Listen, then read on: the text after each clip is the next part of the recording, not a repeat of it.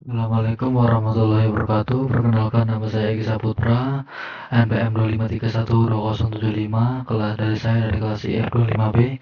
Di sini saya akan mempresentasikan tentang ekonomi Islam. Pengertian ekonomi Islam.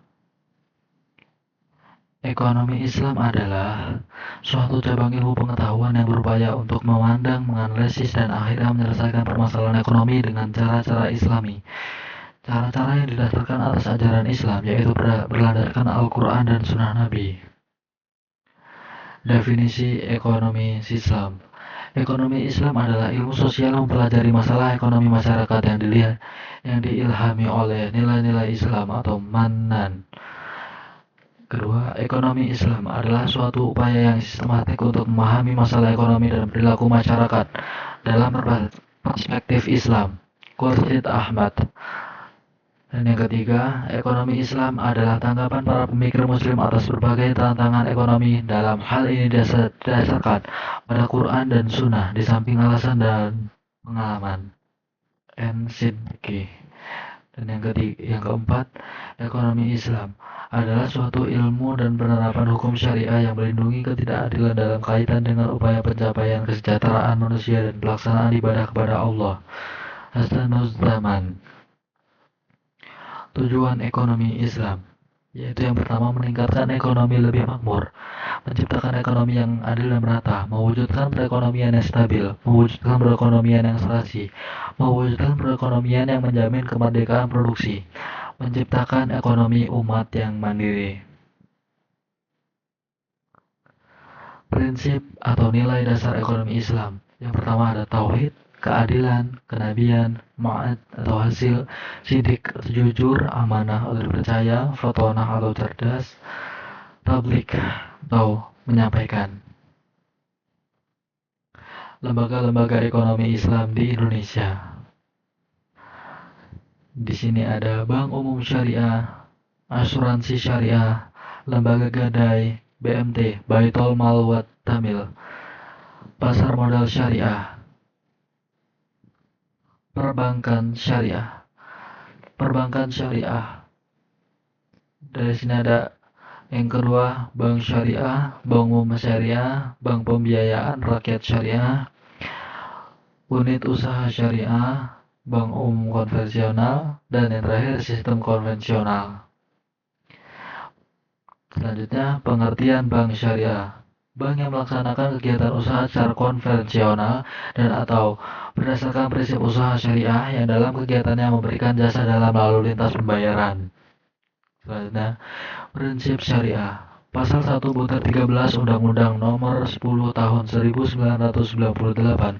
Prinsip syariah adalah aturan perjanjian berdasarkan hukum Islam antara bank dan pihak lain untuk penyimpanan dana dan atau pembiayaan kegiatan usaha atau kegiatan lainnya yang dinyatakan sesuai dengan syariah. Di sini ada 5 prinsip bank syariah.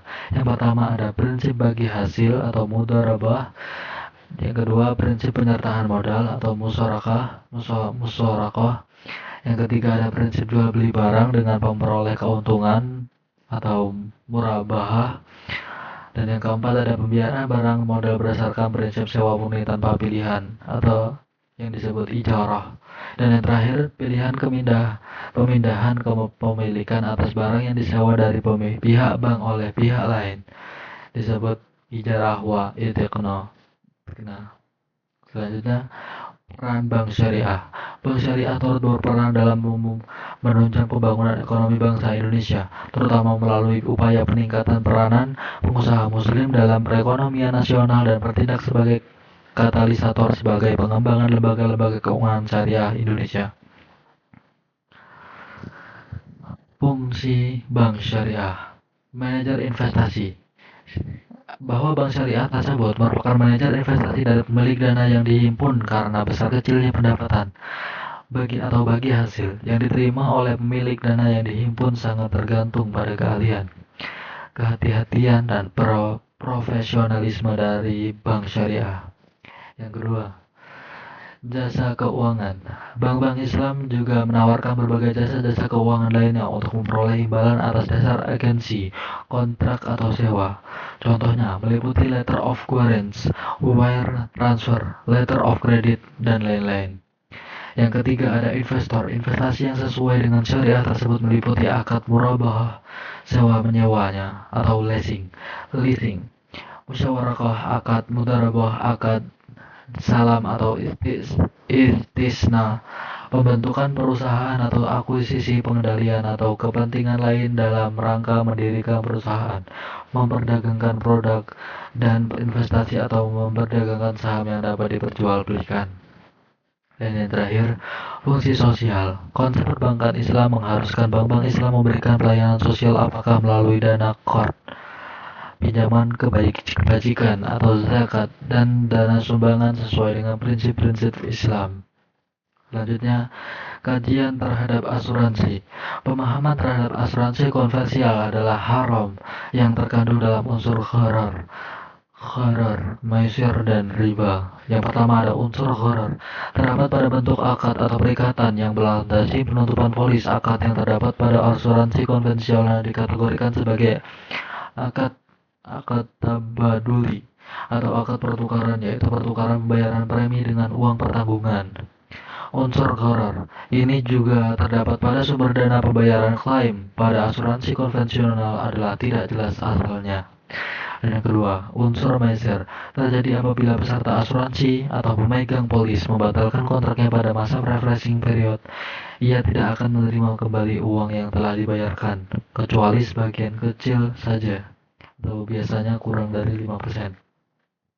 Yang ketiga ada unsur riba terkandung dalam melakukan usaha dan investasi yang menggunakan sistem bunga, terutama oleh bank-bank konvensional dan funds manager companies.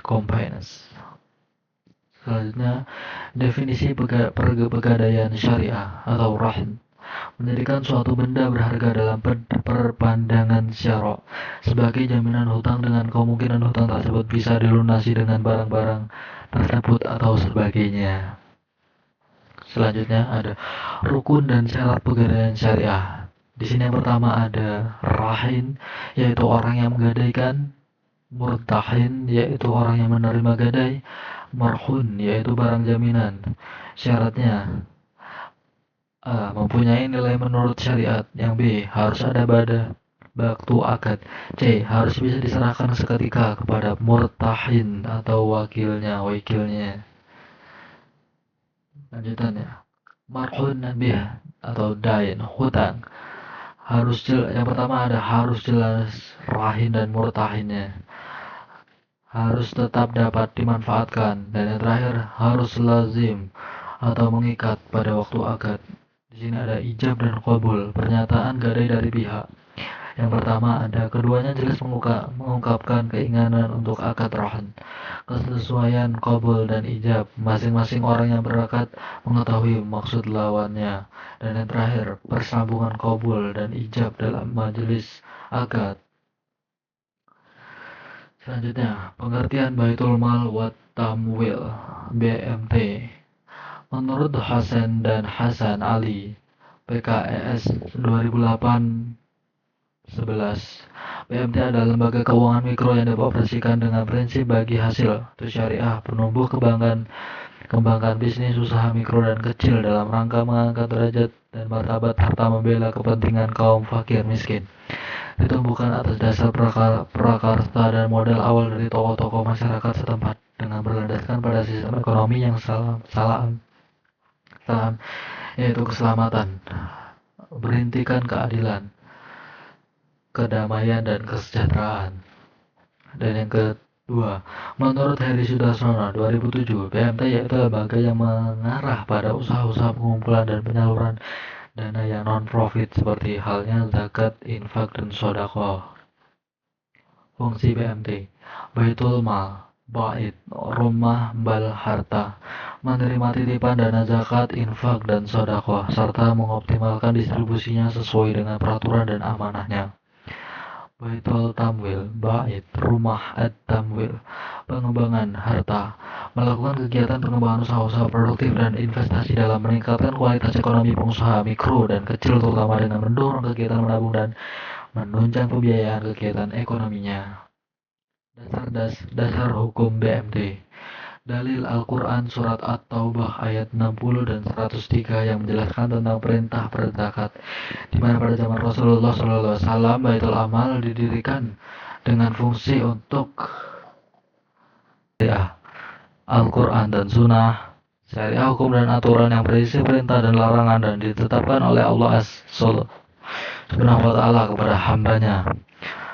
Fikih, penafsiran ulama terhadap syariah.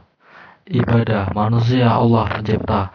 Semua tidak boleh dilakukan kecuali yang ada perintah atau ketentuannya. Muamalah, manusia lain semua boleh dilakukan kecuali jelas ada larangannya. Prinsip syariah di pasar modal. Prinsip pasar modal syariah. Yang pertama, pembiayaan dan investasi pada aset atau kegiatan usaha yang halal, spesifik dan bermanfaat, dan dilakukannya dengan bagi hasil. Dan yang kedua, uang adalah alat bantu pertukaran nilai. Pemilik harta menerima bagi hasil dari manfaat yang timbul dari kegiatan usaha, maka pembiayaan dan investasi harus pada mata uang yang sama dengan pembukuan kegiatan usaha. Yang ketiga, ada akad yang terjadi antara pemilik harta investor dengan pemilik usaha atau emiten, dan tindakan maupun informasi yang diberikan pemilik usaha serta mekanisme pasar, bursa, dan self-regulation organization lainnya tidak boleh menimbulkan keraguan yang menyebabkan kerugian. Investor dan emiten tidak boleh mengambil risiko melebihi kemampuan measure yang dapat menimbulkan kerugian yang sebenarnya dapat dihindari. Yang terakhir, investor, emiten maupun bursa dan self-regulation organization lainnya tidak boleh melakukan hal yang menyebabkan gangguan yang disengaja atas mekanisme pasar, baik dari segi penawaran atau supply maupun dari segi permintaan atau demand. Jazakumullah khair. Terima kasih. Assalamualaikum warahmatullahi wabarakatuh.